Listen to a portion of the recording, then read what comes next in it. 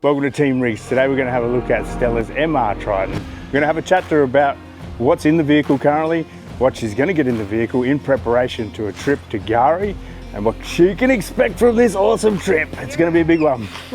Stella, you've got a few things going on with this MR Triton. Why don't you show us around the vehicle? Yeah, awesome. So this is very much my daily driver. It's a highway hero. It doesn't get off the beaten track too often.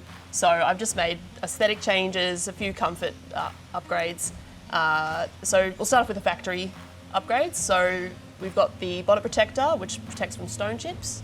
It's up the front, not much else. And then we go around the side. Yep, so we've got the fender flares, low profile, just black there. And then I really like driving with my windows down, so it was a non-negotiable to get the weather shields. So tinted, low profile again. They have some other ones from factory that are a little bit more bulky. I made sure I got the low profile ones. So that's all the factory updates, not too much in the way of accessories. Up top, I have the Rhino Rack Pioneer platform, and on the other side, it has the Sunseeker awning, and I have up front, you'll see the wind fairing. I've never had the platform on without the wind fairing, so I don't actually know if it does anything, but it is very quiet, so I'm just gonna assume that it's doing its job. Other than that's everything on the outside. It's pretty basic, so if you wanna go have a look under. Hey Stella, I'm looking at this here. This looks like a custom exhaust. So it's not custom, it's actually a bolt-on, but it is not stock. So I definitely recommend an upgrade like this if you have a DPF back vehicle. I've got a 3-inch catback exhaust from Redback. They're made in Melbourne. I'm never gonna have a vehicle that sounds like a 70 series or a Patrol. I'm not kidding myself there.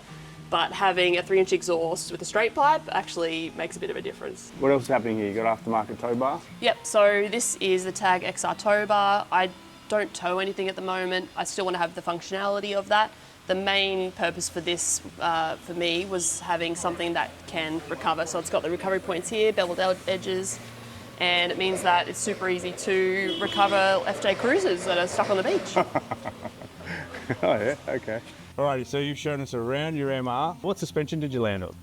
So just because this is mainly doing highway driving, but I will be taking it off-road, especially for a bit of beach driving, I wanted to have something that I could change. So the adjustables were the go-to for me.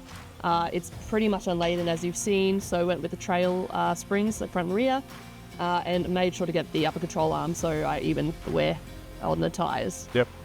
Well, it's lucky that you've got everyone that works here that can sort of direct you to which suspension. Yeah, 100%. Yeah, and that was very much the recommendation. They said you can't go wrong with adjustables. So yeah, I love the adjustables in mine. So the adjustables, we're going to test them out on Gari shortly. Yep, very excited. First time on Gari. Yeah. Hopefully you're not pulling out an FJ cruiser like you said before. But I hope I am. I don't think it's going to happen. That is my goal. That's the bucket list. It's not going to happen. It's not going to happen. Anyway. Speaking of Gari, what are you expecting? I actually don't know what to expect. All I know is that every time I mention that I'm going to Gari, everyone's eyes just light up. Anyone that has ever been there, they just seem to have, it holds a special place in their heart. So I'm excited to kind of join that club and see what that's all about. Yeah, well, I'm excited to take you over. Like, it's going to be sick. Well, with the magic of video, let's fast forward and see what your Triton looks like. Ding. So we've just got it back. Here it is. I haven't seen it yet. What do you reckon, Stell?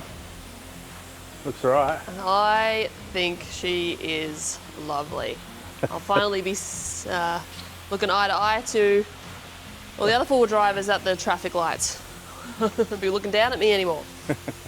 Got 20 plus stages of adjustment, front and rear in your vehicle. I'll show you how to adjust them. I'm only going to show you once. Okay. So each adjuster has a dust cap on it. It is important that you put that back on. That just keeps the muck and grime out of the adjuster. So if you're turning this clockwise, that's going to give you more control. So I've just turned it all the way to the right. That's all the way controlled. So that's the maximum amount of control you're going to get with your shocks, all the way to the right, okay? Then you'll just fine tune it to the way you like to drive. Cool, so 10 on the front and the rears? Yep, so midway. Perfect. I do feel taller, like instantly. Yep. There was a step up, which I'm not used to. Angry drivers, those Alfa Romeos. Oh, boom. There you go. That's it.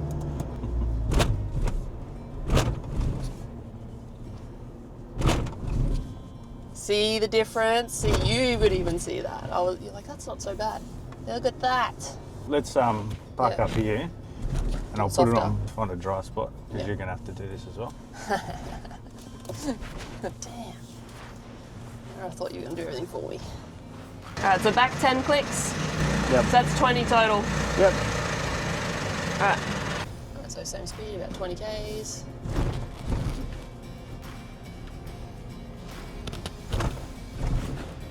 So go slower. So it's definitely softer when I go slow. Stella's rig is done. It's ready for Gari. Stay tuned for the next video. Stella, myself, and Brad will be over there on the Gari cleanup, and yeah, follow along, see how we go.